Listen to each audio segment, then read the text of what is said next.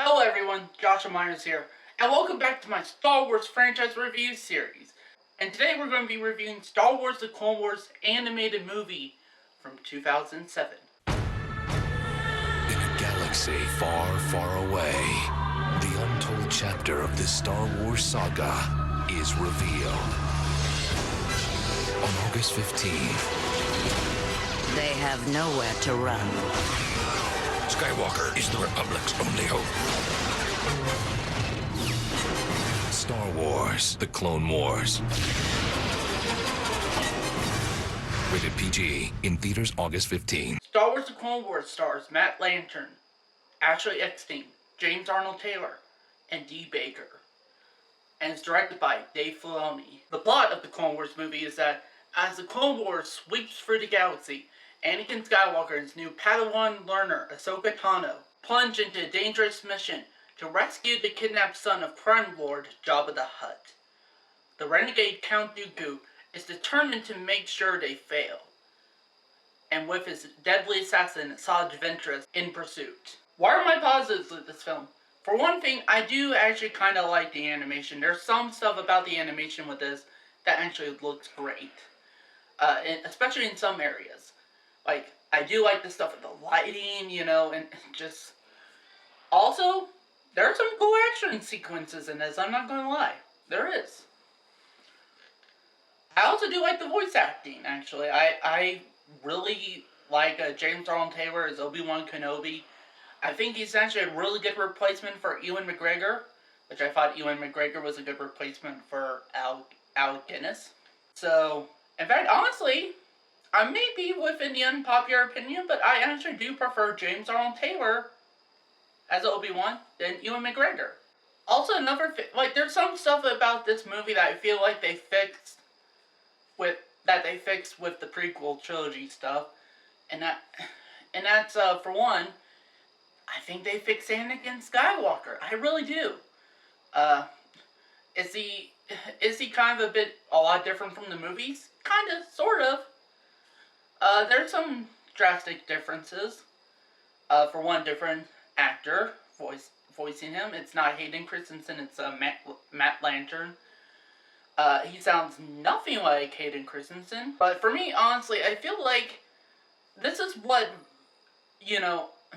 when people heard the story that, Alec Guinness told Mark Hamill in the original movie about what happened to his father and everything, and mentioned what kind of a person he was, this is probably what they were expecting and not what they saw in the prequel movies.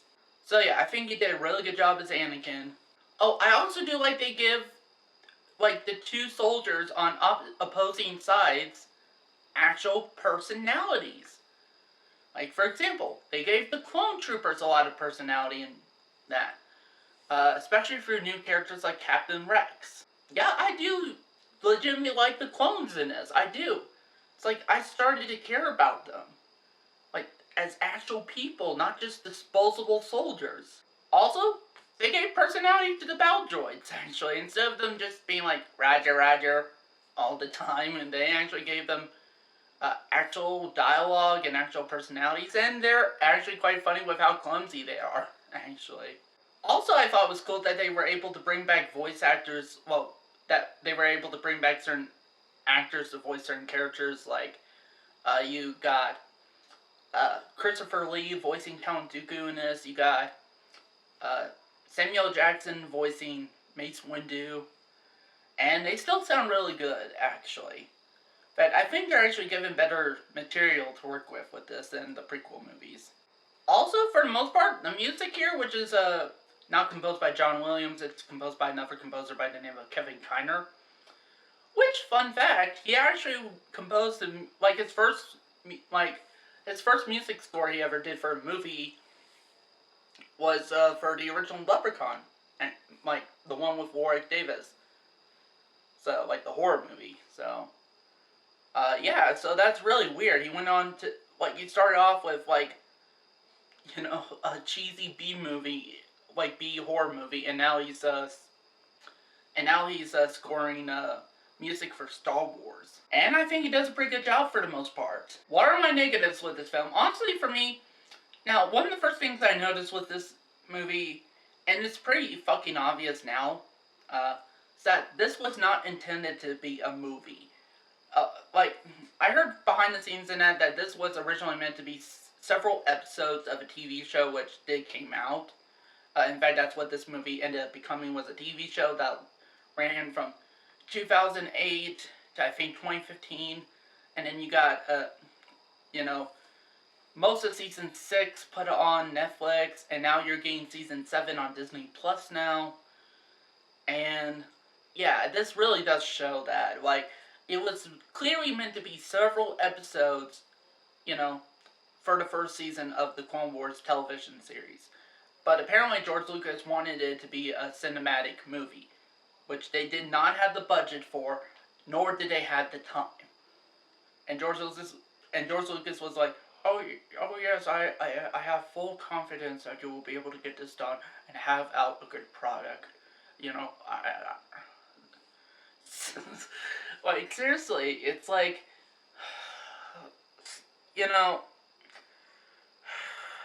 there's sometimes I really do hate a lot of George Lucas decisions, to the point where I'm just slapping myself in the head.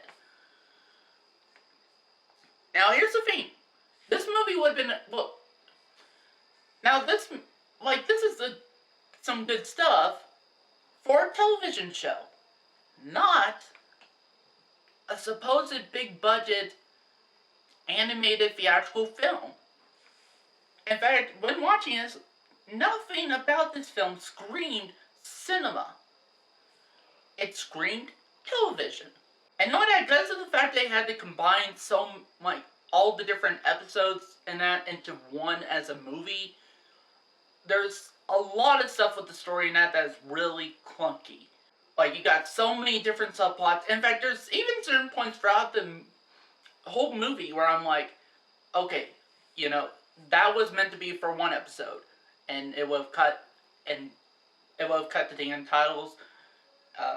Then this part would have been for another episode, and so on and so forth. And instead of all those being separate episodes, it started to become it just felt like they added subplot after subplot, and yeah, it just doesn't work. Maybe all this would have worked if they were their own separate episodes, like how they were originally meant to be. And maybe they would have been some good, solid first episodes. But because of George Lucas's decision to make this into a movie instead of releasing these as the first few episodes of this series, it really backfired. In fact, afterwards, I'm kind of surprised that they decided to go with the TV show anyway, considering how the film was actually kind of a disaster. For me, there were only 2 shots of this film that actually looked cinematic in that. And that's, one shot, just the stuff with the desert and that, and the other shot is where, you see Obi-Wan Kenobi face off against one of the newer antagonists, Asajj Ventress. Which, fun fact, Asajj Ventress was originally, concept design for episode 2, in which she would have been the main villain as the Sith Witch. But instead they went for Count Dooku, but now Asajj Ventress is actually the apprentice to Count Dooku. And honestly, Asajj Ventress, just within this movie alone, she's not that interesting of a character. She just seems like a stock, bland, generic bad guy. Now, in the show, she does become interesting. Really interesting. And she becomes one of my favorite characters in the show. One of my favorite characters. Knowing that, you also got this Padawan learner who was forced onto Anakin Skywalker to be trained, and with this being Ahsoka Tano, and in this she is really annoying, and okay, not really annoying, she's not on the levels of Jar Jar Binks annoying or anything, but still kind of irritating. And again, this is yet another character that in the show she becomes much better of a character through the series. But in here, just as a movie on its own, not so much. And knowing that, like, if you just go in to watch this movie in an episode 3, it's like, there's a lot of stuff in which it really confuses you. It really confuses the timeline. Like, for example, the fact that Anakin had a Padawan learner, but yet in episode 3, he's wanting to become a master in that, and it's like there's no mention of Ahsoka Tano anywhere, nothing like that. Also, one thing that they never seem to have brought up again since this movie, or even his show, as far as I know, is that in this film, you basically have, it's basically to rescue the son of Jabba the Hutt. And first of all, I was like, I never knew Jabba the Hutt had a son. That's because the movies never brought him up or anything like that. Like, seriously, the most I could maybe see is maybe that, as far as how you could connect this character to the movies, is that, you know, Jabba the Hutt you see in the prequels and in this movie is a different Jabba the Hutt than what we see in Return of the Jedi, and that Jabba the Hutt is actually Jabba the Hutt Jr., so basically Jabba the Hutt's son you see in this, fully grown. That's the only way I could see that being connected. Other than that, it seems like even the show seemed to have forgotten that the whole Jabba the Hutt son stuff and tried to connect that to the, rest of the franchise. And knowing that, the pacing is really weird. It's like at times it goes by really fast, at times it goes by really slow. And I think that's because, again, these were several episodes crammed into one to be a theatrically made movie. Now, maybe the pacing would have been a lot better if these were just separate episodes for the first season of the Clone Wars animated show. But I digress. So with that said, I'm going to give the Clone Wars animated film a 3.5 out of 5 stars. Now, honestly, I think there's some stuff in here that they actually fixed from the first 2 prequel movies. But because of the fact that this was originally meant to be not a full movie, but actually several episodes that they just combined into a movie, there's a lot of stuff that doesn't work. And that really frustrates me, because I think these could have been some really good episodes of this series. And I have seen the show, most of every episode, and the show is actually way much better. In fact, it's probably one of the best things to come out of Star Wars. At least one of them. And I remember when this film came out, they announced it and everything, I was super hyped, actually. And I did want to see this in the theater. And I knew something was off about it when I saw it in the theater. I still liked it because, Star Wars. So, but now as an adult, I'm like, yeah, there's a lot of issues with this as a movie. Yeah, you're going, you practically been hearing me say that a lot because, again, it was originally meant to be several episodes, probably the first few episodes, first 4 episodes of the Clone Wars animated show, for the first season. That was just somehow, George Lucas decided to cram all of that into a full-length theatrical movie.